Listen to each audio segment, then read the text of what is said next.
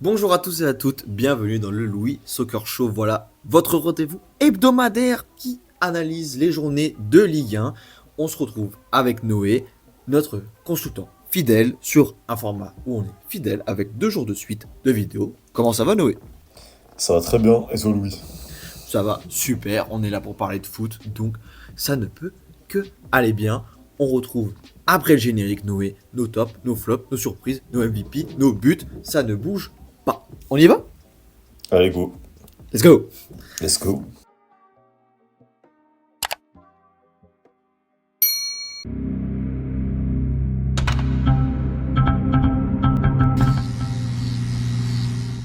Noé, on suit le même chemin, on ne va pas faire une fin de frappe directement aux abonnés, pas de carré croix, directement.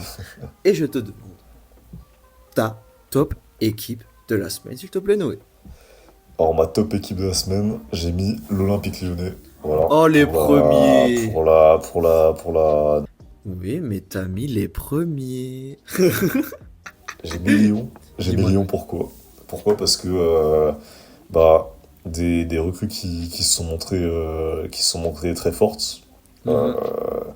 Notamment Taylor Morton qui a déjà été adopté par les Lyonnais, qui a fait un très gros match. Mhm. Qui a fait qui est à l'origine du deuxième but, celui de Tolisso, Ouais. avec une passe dans la profondeur, etc. Donc des recrues qui pour l'instant ils confirment.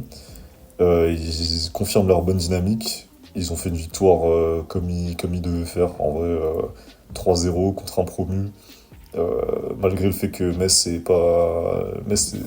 soit quand même assez défendu. Donc ouais, sur la continuité, 6 points en 2 matchs, pour moi pas de meilleur top que Lyon. Et toi? Bah je crois que je vais te suivre. On en a parlé pendant 16 minutes Noé. On en a parlé tous C'est les deux vrai, pendant 16 c'est vrai, c'est minutes. vrai. Et je vous invite à aller revoir ça. Mais dans tous les cas, moi aussi, je trouve que voilà, Lyon, c'est l'équipe qui affiche le meilleur visage. Attention à garder cette régularité parce que ça va être dur. Ils vont les attendre au tournant. Et cette confiance, attention. Mais j'ai l'impression qu'il y a aussi une bonne team autour. Voilà, Paulo Fonseca qui est toujours en tribune. Supervise ça bien d'une main de maître avec des cadres comme Tolisso que ouais j'ai envie. Moi j'ai envie d'appuyer mon petit Corentin même si c'est un peu la facilité. Ouais, bah c'est clair, hein. Bah, de toute façon, comme je sais pas si t'as vu la séquence là avec Castaldi qui lui reparlait de l'équipe de France. Ouais. Est-ce qu'il y a peut-être un objectif Coupe du Monde aussi à la fin? Sans doute. Ah moi je pense On que tous les verra, Français en sont conscients. bien sûr. Mais voilà, ça va être. Il y aura du monde, mais il peut y prétendre. Et Il puis, peut. Oui. oui, et puis, ouais, et puis Lyon à voir le prochain gros test quand même la semaine prochaine avec la réception de Marseille. Oui. Donc là, on verra encore plus. Est-ce que Lyon est capable de confirmer? Est-ce que c'était que deux premiers matchs ou est-ce que ils peuvent encore confirmer contre Marseille? Et on débriefera ça avec attention puisque c'est croustillant et tout ce qui est croustillant on On suivra. aime, exactement. Exact, on aime. Là, j'ai dit on aime aussi. Comme quoi on est super complémentaires. On est super complices. Le bon, le mauvais, c'est pas un son de Tyke, mais c'est le flop. C'est qui ton flop de la semaine, Noé? Franchement, mon flop de la semaine, j'en vois un beau hein, parmi ces 10 rencontres. Dis, Malheureusement, le Stade dis. Rennais. Ok, C'était le top, là, c'est la semaine dernière, là, c'est flop. Alors, j'ai quand même nuancé, parce que ouais. je trouve que la situation en elle-même est un flop. C'est-à-dire que prendre 2 rouges au bout de 10 minutes, c'est déjà flopesque. Comme la semaine dernière, il y avait eu Michael Faye, n'a pas été gardé dans le groupe à cause d'un retard. Là, c'était le tour de El Tamari aussi ce week-end. Mhm. Donc t'avais encore ça, plus les 2 cartons rouges au bout de 10 minutes, plus défaite 4-0 dans un derby. Franchement, la situation peut paraître flopesque. Et en plus, je sais pas si t'as vu le truc avec les chaussettes là. Ah non, j'ai pas vu Noé. T'as vu, ils ont joué avec des chaussettes bleues Oui. parce qu'il y a eu un souci de validation. Ils ont pas pu prendre leurs chaussettes blanches et le FC Lorient a dû leur prêter des chaussettes pour qu'ils puissent jouer. Ah, j'avais pas entendu l'histoire.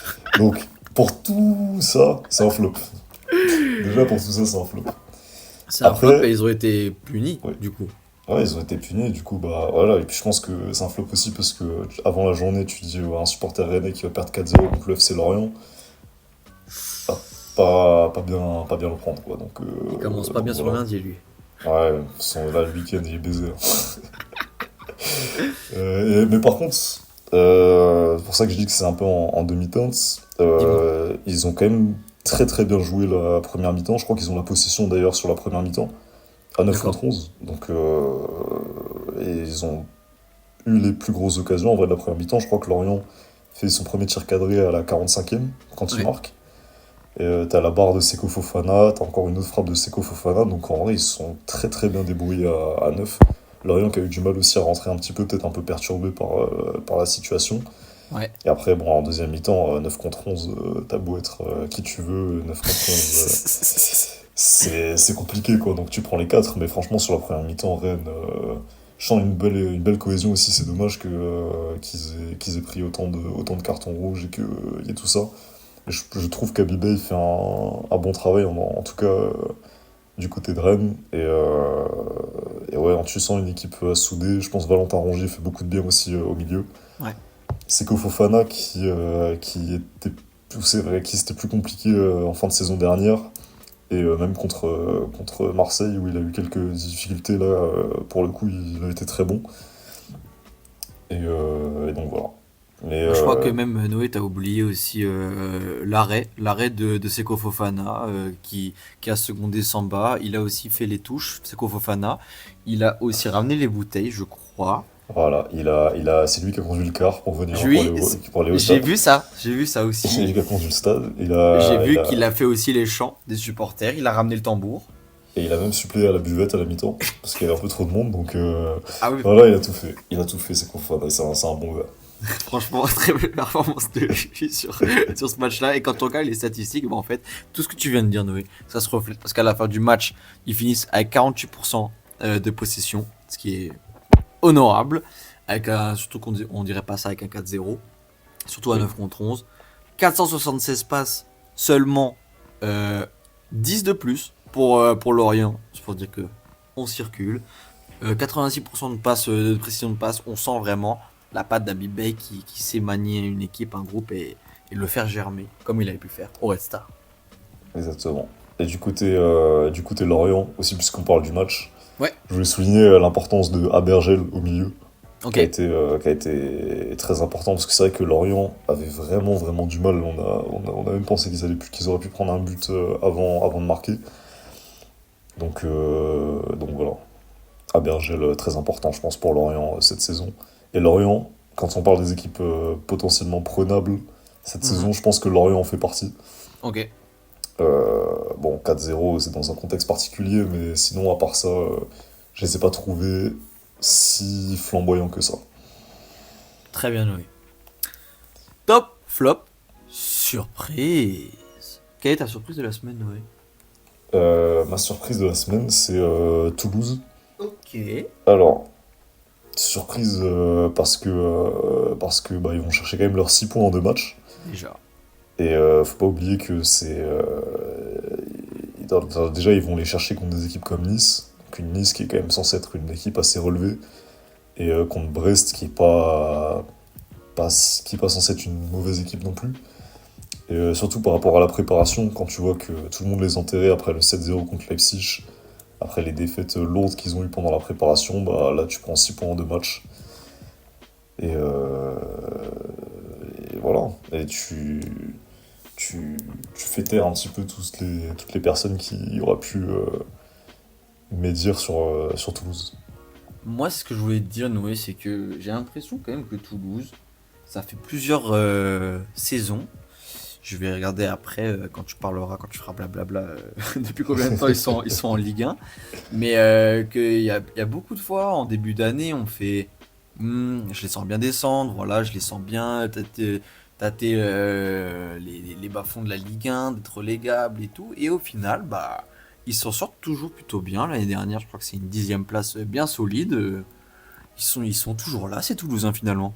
Non, bah ils ont des bonnes idées, hein. Je pense que même au niveau des joueurs et tout ça, il y a des plutôt bonnes idées. Quand tu vas partir, tu pars chercher un Djibril Sidibé, tu pars chercher, t'as encore un Magri qui est encore là, donc ouais, il y a plusieurs bons coups. Je connais pas l'effectif de Toulouse sur les 5 dernières années, mais tu sais quand même que tu joues Toulouse, t'as quand même de la qualité, c'est pas une mauvaise équipe. Donc ouais, il y a une certaine stabilité, on va dire.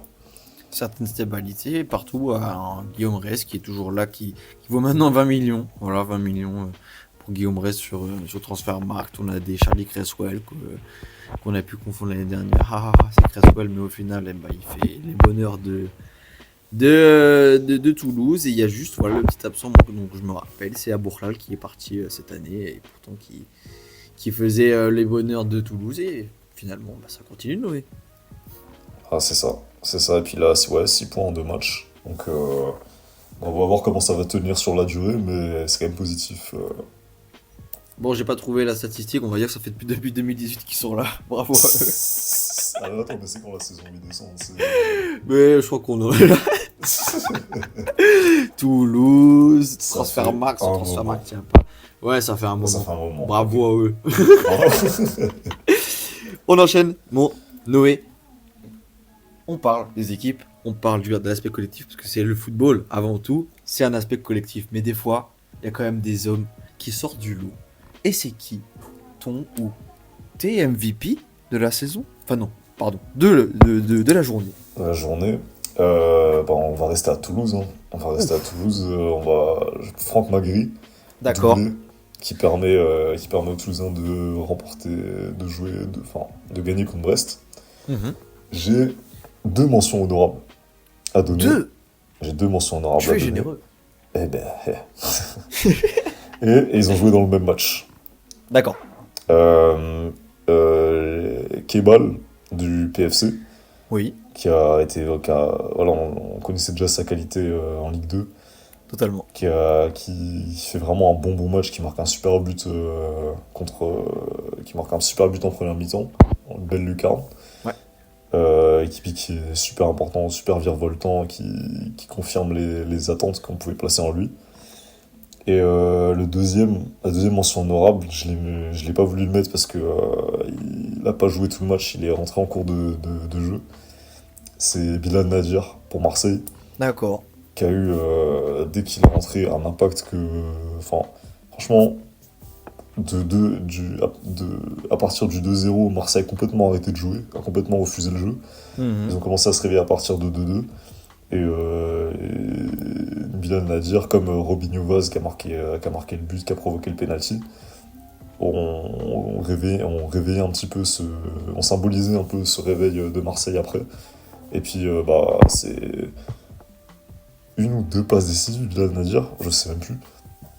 Mais en tout cas, super important dans l'animation offensive, à créer du danger, et puis à montrer qu'il y avait vraiment une place pour lui. Qu'il y avait une place pour lui et pour les jeunes cette saison à Marseille. Marseille a toujours quand même cette capacité à faire sortir des jeunes. Voilà, je pense aussi que voilà, quand on a des entraîneurs qui aiment bien jouer comme De Zerbi et qui aiment bien tenter, faire des petits paris et faire monter des jeunes aussi comme il a pu le faire à Brighton, ils ont toujours cette capacité. Au final, bah, voilà, on se repose pas que sur les, les recrues, avec toujours ce feuilleton qui est en suspens, dont on va pas parler 150 ans non plus. Mais toi, justement, voilà, comment t'en es? Parce que du coup, Jonathan Rowe, il est en train de manger des pastas bolognaises à Bologne. Mais il nous reste encore le dossier qui est grand ouvert de Rabiot. Il y a des offres, on se dit, on se laisse un peu en suspens, voilà, comme quand on laisse un message à quelqu'un en remis, voilà, on se dit ce que je réponds pas. Non, bon, voilà, on se laisse le temps et on voit ce qui se passe. Noé, qu'est-ce que tu ferais, toi? Qu'est-ce qui t'en dit? On voit aussi cette petite rumeur d'Anis Ceballos, tout ça. Voilà, dis-moi tout. Alors, déjà, parce que tu as fait une longue phrase. Et au début, tu as Ouais. parlé de la jeunesse. Ouais. Moi, je trouve justement qu'à Marseille, on avait un peu du mal. Alors, je sais pas si c'était à Ah cause ouais, de tu la trouves? formation. Bah, je trouve que comparé à des clubs comme Monaco, comme Lyon, comme Rennes, je trouve qu'il n'y a pas tant de. Comparé au club qu'est Marseille, l'image qu'est Marseille en France quand même, Oui. à part Boubacar Camara sur ces dernières années, on n'a pas.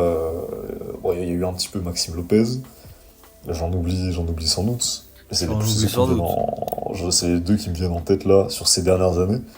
Je trouve que y avait un peu de mal à laisser la place aux jeunes. Alors peut-être que le centre de formation de Marseille n'était pas le plus performant aussi. Mais justement, je trouve que, bah, comme tu as dit, c'est super bien de laisser la place. En fait, je pense que moi, dans ma tête, il ne confirme pas. Mais à Marseille, on laisse quand même toujours un peu la chance. Bon, ça date un peu maintenant, mais tu vois, je sais pas, j'ai même pas envie de le dire tellement ça date un peu quand même. Mariaké, euh, Ah ouais. Oui, mais voilà. C'est pas des joueurs qui ont. Et puis après, est-ce qu'il y avait quand même une vraie place pour Marley Hacké? On le faisait rentrer un peu par-ci par-là, je me souviens plus trop de. Enfin bon. oh, j'oublie. Ouais, ouais, c'est pas grave, on va passer au dossier Rabiot. Non, on va passer au dossier Rabiot, mais en tout cas, voilà, ça fait plaisir de voir des jeunes issus du centre de formation qui ont une petite place dans la rotation quand même et qui surtout répondent présent. Exactement. Et Avec, du coup, Noé, ouais, pour ta réponse, deux passes décisives pour Nadir. voilà. Donc deux passes décisives rentrer en cours de match, donc c'est quand même plutôt bien. Très solide. Et qu'est-ce que. Ouais, du coup, le dossier Rabiot, enfin, c'est compliqué, hein, parce que quand t'as autant fermé la porte à un départ, enfin, quand t'as fermé autant la porte à rester au club, Ouais. enfin, de la part des dirigeants, et que tu t'ouvres De Zerbi qui ouvre un peu la porte à une possibilité de rester, je trouve que c'est un peu flou. On verra ce qui va se passer. Après, ce serait franchement super pour Marseille s'il les gardait, mais au niveau des déclarations de tout ce qui a été fait sur l'institution, sur le fait qu'il y ait des trucs inouïs, inacceptables, etc., je trouve que maintenant le garder, est-ce que est-ce que t'es vraiment crédible quand tu fais ces déclarations-là? J'ai envie de te dire que Marseille, justement, jouit un peu de cette image-là de coup de chaud sanguin. Ça fait pas très sérieux au début, mais ça peut te permettre aussi de, de redresser un peu la barre. Voilà, je sais pas si tu partages un peu cet avis, mais moi je trouve que justement, il y a la caractéristique du sang chaud, de prendre directement, voilà, c'est le public, c'est la ville, c'est les émotions fait avec le cœur. Et parfois, comme on avait avec Verretou au départ, comme on avait avec d'autres joueurs, et vu là, ma capacité à me souvenir des noms, comme j'ai fait tout à l'heure, bah, je vais en trouver 150 000. Mais voilà, moi je trouve que c'est possible encore de rester. Je suis pas forcément le plus emballé par Dani Ceballos, même si j'aime bien le nom, voilà, j'aime bien tout ce qu'il peut apporter techniquement, un peu, voilà, un joueur petit sous-côté quand même qui a la, la- la- l'aisance technique espagnole que caractérise le football espagnol en ce moment. Mais en tout cas, moi je préfère un Rabiot malgré tout ce qui s'est passé. Mais il faut aussi que, attention, ça va être la fin de ma phrase que tu critiques depuis le départ. Ça s'excuse des deux côtés. Voilà, je pense que si il y a eu les déclarations de Logoria qui a dit que c'était une violence inouïe, et je pense que ça, voilà, avec les révélations de Molina dont on a parlé un peu la semaine dernière, il faut que ça s'excuse de la part de Rabiot, et surtout qu'on dise enfin à Véronique Rabiot d'aller faire ce qu'elle veut. Attention, Non, ce attention à qu'elle la fin de ta veut. phrase. Attention à la fin de ta J'allais jamais phrase. rien dire d'offensant, mais Véronique Rabiot, ça, en fait, c'est tellement dommage de surprotéger son fils comme ça, alors qu'en vrai, ça se voit qu'il n'en a tellement pas besoin. Rabiot, ça a l'air tellement d'être un bon gars dont l'image est ternie par son clan. Voilà. Et là, point. Là, je suis d'accord, hein. Je suis complètement d'accord. En vrai, c'est Sur le fait qu'elle doit peut-être. aller faire ses courses, c'est ça, Noé, que t'es en train de me Non, dire? T'es en j'ai train pas de dit me ça. dire qu'une femme doit aller faire les courses? M'embarque pas dans tes problèmes, dans tes soucis. Moi, je reste sur ce que je pense. Non, mais c'est vrai que bah, c'est depuis le début de sa carrière, quand même, Rabiot, enfin, l'entourage de Rabiot, ça a toujours été un peu compliqué sur les fins de contrat, soit sur les transferts, etc. Donc ouais, bien sûr. Mais après, pour Rabiot, c'est compliqué, hein. Tu vas pas aller dire à ta mère qui s'occupe de ta carrière depuis je sais pas combien d'années, puis c'est ta mère, tu vas pas lui dire d'aller faire les courses, comme tu dirais. Et moi, j'ai juste essayez de deviner tes propos, c'est tout. On est dans un podcast, on essaie d'être complémentaire, c'est le début. Voilà, je peux me tromper aussi sur. Non, mais, On essaye de se compléter. non, mais blague à part, c'est Mais compliqué non, de blague à dire, part. c'est compliqué de dire à sa mère de partir et de. Enfin, t'as un lien quand même plus que si c'était un simple agent, donc est-ce qu'il va se séparer de sa mère? Je pense jamais. Mais moi, je pense aussi, voilà, parce que, comme tu le dis, il va jamais se séparer. Et je pense qu'il doit quand même. Et c'est là que je lui en veux un peu aussi pour les supporters de Marseille, c'est qu'il doit être dans une position assez confortable là-dedans où il prend les critiques après, mais en tout cas, sur le côté, c'est jamais lui qui est allé au front. Voilà, c'est toujours Madame Rabiot qui est allée. Peut-être parce qu'elle j'ai l'impression qu'elle a l'air d'aimer ça et moi ça me fait un peu mal au cœur parce que voilà elle ne mâche vraiment pas ses mots et comme Romain Molina l'a dit, silence pendant 48 heures, aucune excuse, encore silence et là grosse déclaration, on envoie l'avocat, tout ça, c'est c'est très mal géré je pense de leur part, c'est aussi regrettable de la part de Marseille mais à un moment donné comme Romain Molina l'a dit t'es un agent. Tu n'es pas présidente de l'univers Rabiot, même si je suis sûr qu'il y aura bientôt des chouchous Rabiot. Mais il faut avoir cette posture d'agent, réfléchir. Je suis sûr que Mino là. N'allez pas voir les dirigeants et dire oui, t'as un costume trop petit, nanana, nanana. Putain, Voilà. c'est vrai qu'il a fait des déclarations de ouf. J'ai fini. Point. Voilà. Non, mais c'est vrai, hein, c'est vrai. Après, Si t'as rien à voilà, est-ce qu'il rajouter, y aura Noé, y a des rien à excuses? rajouter. Hein? Si t'as rien à rajouter, Noé, tu peux dire aussi qu'on est complémentaires. Et Non, parce que non, mais on est complémentaires. Déjà, ça, c'est une chose. ça, c'est vrai. Mais ensuite, je voulais dire un truc, mais Par rapport je à suis parti dans Ceballos, le par radio. rapport à la fin des excuses. Ah, ouais, ah oui, je veux plus parler du reste du mercato, parce qu'il y a eu quelques noms quand même qui ont été. Ah, et je voulais dire un truc aussi, au niveau de Dis, Rabiot. dis-nous. Alors, je sais pas si c'est vrai, voilà, c'est ce qui est sorti un petit peu, c'est que les cadres du vestiaire auraient plébiscité, je sais pas s'ils ont vraiment demandé, mais auraient recommandé en tout cas le, le fait que Rabiot reste à Marseille. Donc je pense que ça prouve aussi l'importance qu'il a dans le vestiaire. Et donc ça peut être une très bonne chose pour Marseille qu'il reste. Et est-ce que vraiment il méritait, est-ce que la violence qui a été faite dans les vestiaires méritait à ce point qu'il parte pour que tout le monde a l'air quand même d'être assez ok avec Rabiot. Donc voilà, à voir ce qui va se passer jusqu'à la fin du mercato. Exactement, Noé. À Et- faire, à suivre. Exactement. Et pour la suite du mercato, on a vu aussi, ouais, du coup on a vu Ceballos. Moi aussi, moi je suis assez emballé quand même. Ok. Pour Marseille, ça peut être super au milieu. Après, avoir quel salaire il demande. Est-ce que ça va pas te coûter cher? Est-ce que justement tu vas garder Rabiot? Est-ce que tu fais partir Rabiot pour prendre Ceballos? Donc on verra. Et puis apparemment Emerson de Oui. West Ham qui devrait arriver aussi. J'ai vu pas mal de personnes qui étaient un peu dubitatives. Moi je trouve quand même que ça reste pas un joueur de seconde zone. Enfin, c'est quand même un assez bon joueur que tu vas sans doute récupérer pour zéro en ayant vendu Quentin Merlin pour 15 millions. Donc tu te fais quand même une plus-value de 15 millions.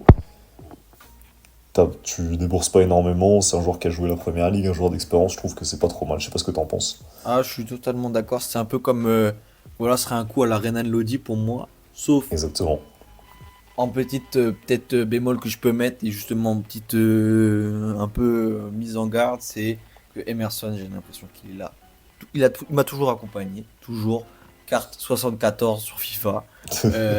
Il a toujours été là, donc ça veut le dire, le positif, comme quoi il est toujours été au top, pas forcément dans le devant de la scène, mais en tout cas, voilà, Chelsea il a joué, West Ham il a fait ses matchs, etc. Donc ouais, moi je suis emballé et je peux comprendre aussi un peu les réticences, mais moi je trouve qu'actuellement que l'effectif de Marseille, il rentre totalement dedans, même plus. Du coup, il y a aussi Ordonez qui est sur les tablettes depuis très longtemps pour Oui, Marseille. tu me l'avais Donc, envoyé, oui, c'est vrai. exactement. Donc voilà, un défenseur central de Bruges. qui demande, enfin Bruges demande 30 millions, je crois, pour le laisser partir. Je crois que récemment Bruges a fermé la porte à un départ, mais que Ordonez est prêt à aller au bras de fer, qu'il veut absolument rejoindre Marseille. Marseille qui est très sur le coup aussi, mais ça fait quand même assez longtemps qu'ils sont dessus. Ça fait des semaines on entend ce nom. Donc affaire à suivre, pareil, est-ce qu'ils vont réussir à le boucler avant la fin du mercato? Ce serait a priori quand même une recrue de taille en défense centrale. Une recrue de taille qui mettrait encore une fois ce qu'on aime bien à Marseille, et peut-être ce qu'on n'aime pas, c'est un peu la zizanie dans la hiérarchie, mais c'est ce qui pousse au moins tout le monde vers le haut. Et pour la Ligue des Champions, il faut du banc. Exactement, parce que pour la Ligue des Champions, il va falloir plusieurs, même si Egan Riley n'est pas trop mauvais, et que Balerdi, voilà, il faut apporter de la concurrence, il faut apporter de la profondeur pour pouvoir assumer les semaines à 3 matchs. Très bien, Noé. Je vais te faire part de mon MVP. Dis-moi tout. Pour moi, Noé, je vais aussi te régaler. Je vais donner une Dis-moi petite tout. mention honorable. Je vais parler déjà de mon MVP titulaire. Voilà. La star gabonaise. Le mec qui a un 97 dans le dos, qui ne vous tient pas en place et qui fait des saltos. Voilà. Le 97 Mario on Lemina. on le voit plus. On a l'impression qu'il y a un... Exactement. On a l'impression qu'il y a un 9 et un 7, mais pas 97. Tellement on le voit pas. Restez en place. Et Pierre-Emerick Aubameyang, ce sera mon MVP parce que doubler, parce que sentir les bons coups, parce que ça y est, c'est en fait la matérialisation du 96 de vitesse qu'on a vu à Dortmund. Il est plus là. Mais qu'est-ce qu'il flaire bien les bons coups, qu'est-ce qu'il est efficace, qu'est-ce que il revient. J'avais personnellement des petites inquiétudes. Voilà, je me suis dit en fait plus sur la hiérarchie, qu'est-ce qui va se passer, voilà, qui on va avoir en attaque par rapport à Gouiri, par rapport à Ro, comment ça va se passer. Et au final, Aubameyang, je suis séduit, je suis séduit.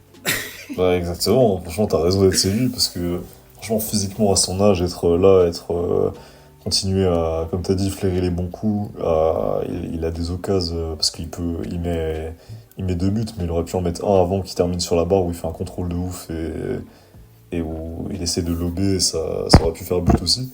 Mhm. Ouais, hein, franchement, bah, Tu es le séduit. retour des. Ouais, séduit. Séduit. Je fais un parallèle du coup des retours des anciens en Ligue 1, mais c'est un peu pareil dans un autre registre avec Giroud à Lille. Ouh là là. Merci. Merci. Franchement, en vrai de vrai. Parle-nous-en, Noé, parle-nous-en. Bah, Giroud, moi aussi pareil, inquiétude parce que MLS, il a pas fait grand chose en Volonté de MLS. finir. Volonté de finir. Ouais. Et puis là, tu reviens dans un projet européen, tu te dis est-ce que tu vas jouer vraiment titulaire, est-ce que tu vas être là plus pour assister des jeunes attaquants, etc. Et bah, Giroud, qualité un finisseur, qualité de conservation de ballon, de pouvoir choper les ballons qui viennent de l'arrière, de pouvoir conserver, de pouvoir remiser, pousser à la faute. Franchement, grosse perf aussi de Giroud, et j'ai l'impression ouais, que les anciens sont pas finis, quoi. Si tu veux bien me laisser, Dis-moi j'avais envie de dire conservation de balle, jeu derrière le dos, frappe en appui comme ça là quand il se retourne. Oh là là, délicieux. Grand, capable de tenir la balle, pousser à la faute comme tu dis, et beau gosse. Ouh là Beau là. gosse, c'est beau gosse. Et beau gosse. Mais, Mais attends, oh là, Giroud, non, n'écoute pas. non, mais. Ouais, ouais. En plus, c'est nul, il a juste raté un penalty, quoi. Oui, il a Il a raté envoyé un un penalty. penalty, oui. Après, Greenwood a raté un penalty aussi. Et, et qui d'autre? Et Parce que Amel Majri aussi a raté un penalty. Est-ce qu'on Amel rend entière rigueur, Noé? Non, voilà, tout le monde rate des c'est penalties. vrai, t'as raison. Je vais pas. Et voilà, Dembélé a raté son penalty Et aussi. Dembélé, c'est vrai. Ah, il l'a bien raté, lui, par contre. Oui, lui, il a. Enfin bon. Il est pas là pour. Il a fait un heureux. Dans les tribunes. Non, il a redonné une balle à Jambouin pendant que Jambouin jouait. Non, mais Ouais. franchement, c'est bien que tu parles de Giroud parce que son but, il est. wow, genre la technique que ça demande à ce moment-là du match et tout, franchement, chapeau Olivier. Et ouais, bon coup. Et petit débat annexe, Noé. Dis-moi tout. Les bleus, Giroud, les bleus, Giroud. Ça va être compliqué quand même, hein. J'ai vu la petite interview avec Rami. Est-ce qu'on peut avoir une dernière danse pour Giroud en vrai? Alors, il faudra qu'il soit vraiment très très performant. Mais offensivement, c'est quand même très très bouché actuellement en équipe de France. Donc, je sais pas si pour toi, tu crois à une last dance de Giroud pour la Coupe du Monde? Du tout, du tout. Moi, je voulais éteindre le feu. Ok, Non, bon, pas mais de en fait, débat. enfin, justement, je voulais un peu justement revenir sur lui, mais j'aime pas trop qu'on s'enflamme un peu partout. Voilà, après, c'est le jeu aussi médiatique, c'est de faire des clips, c'est de faire des reels pour Instagram, essayer voilà de tatiner même ton copain. Voilà, c'est ton copain, tu lui demandes évidemment. Mais voilà, même par rapport à Tolisso, je trouve qu'on a une belle équipe de France. Les anciens, c'est bien en Ligue 1. Et c'est pas enfin, le terme ancien, bon, pour Giroud, il est plutôt adéquat parce qu'il a quand même un âge avancé. Mais voilà, Tolisso, c'est des très bons joueurs de Ligue 1 que moi je laisserai en Ligue 1. Et l'équipe de France a toutes les sauces. J'aime bien qu'on la laisse et qu'on a des jeunes très bons derrière. À l'image des Kitiki par exemple, que j'ai en tête. Pour moi, je suis plus dans cette optique-là que Non, de faire revenir les anciens. non, t'as raison, je suis d'accord. Après, pour Tolisso, je pense que c'est quand même plus probable que Oui, Giroud. Étant bien donné sûr. que on a déjà en plus pointé quelques petites problématiques peut-être au milieu en équipe de France. Donc pourquoi pas si Tolisso revient vraiment à un niveau de ouf cette saison, je pense que il pourra aller discuter ça à sa place. Pour Giroud, j'ai un peu plus de doute. Noé, on est en fin de podcast. En fin de podcast, on aime bien finir par du sucré, du dessert, un petit bonbon. Et qui est ton buteur de la semaine? Qui a mis le plus beau but de la semaine pour toi? Le prix Puskas, pour moi, cette semaine, je vais l'attribuer à Højbjerg. Ok. Parce que, Petite description, bon, Noé, petite description. là, Tu nous le refais là, revivre. alors, c'est, comme on a parlé encore Bilal Nadir. Bilal Nadir sur le côté qui s'infiltre dans l'axe, qui essaie de chercher peut-être une solution à gauche ou une solution de frappe. Au final, petite ballon talonnade pour Pierre-Emile Højbjerg qui la reprend, une belle frappe qui termine petit filet. Ou Cambadio, bon, peut-être ça aurait pu mieux faire, mais le qui a laissé sur place, c'est Cambadio. Et ouais, frappe pure, ras de terre, petit filet, franchement, je trouve très belle frappe. J'aurais pu mettre aussi le but de Kebal, Oui. qui était Oui. très très beau. Mais voilà, j'avais envie de donner du crédit à ce but, je trouve particulièrement beau. Yes, Noé. Et toi? Ah, merci de demander, Noé. Euh, Ah oui, ah oui, ah oui, d'accord, ok. Écoute, nous, on va rester à Marseille. On va rester sur ce Vas-y. match fou. 5-2. C'est des petits scores, voilà. Ce qu'on aime bien à Marseille. Le stade qui vibre. Et puis après, comme sur FIFA, pareil, il y a un petit son. On le baisse encore, voilà. Quand Simon marque, quand Kebal marque. Mais le deuxième but, il est fait par Pierre-Emerick Aubameyang, mon MVP de la semaine. Sur un corner de Greenwood. Il arrive à se mettre dos au but et à quand même arriver. Voilà, comme quand tu fais une barre, voilà, tu fais un cul rouge, et ben voilà, hop, lui, il s'est mis, il a levé. Il a pas levé les deux pieds, donc je sais pas si on compte le but, mais très beau but en mode breakdance. Pour finir, il revient, salto, tout Très fort. est dans ce but. Je tiens à signaler, ouais, t'as raison, complètement d'accord. Et je tiens à signaler aussi je trouve qu'ils sont plutôt dangereux sur coup de pied arrêté, surtout sur corner Marseille cette saison. Avec un peu cette technique d'être très compact dans la surface de réparation et de bouger un petit peu, ça perturbe un petit peu la défense. Et je trouve que même, il y a eu le but d'Aubameyang, et il y a eu Ouais, plusieurs autres fois, je pense à une tête de Balerdi aussi ouais. où ils ont réussi à être plutôt dangereux sur corner, donc attention à Marseille sur coup de pied arrêté cette saison. Merci Noé de remettre une petite couche de bonbons, une petite couche sucrée, t'es gourmand, tu donnes. Ah bah, C'est ça qu'on aime ici. avec plaisir, c'est ça qu'on aime. Et bah merci pour ce podcast. Ah, merci à toi. Bah, on se remercie, de toute façon. On se remercie, on se complète. On l'a dit, on se complète de toute façon. On complète, voilà. À droite, à gauche. Voilà. Et bah, likez, commentez, n'hésitez pas à dire ce que vous avez pensé de la vidéo et aussi de nos choix et vos choix, on veut les savoir. Et on se retrouve, Noé, la semaine prochaine. À la semaine prochaine. Ciao. Ciao.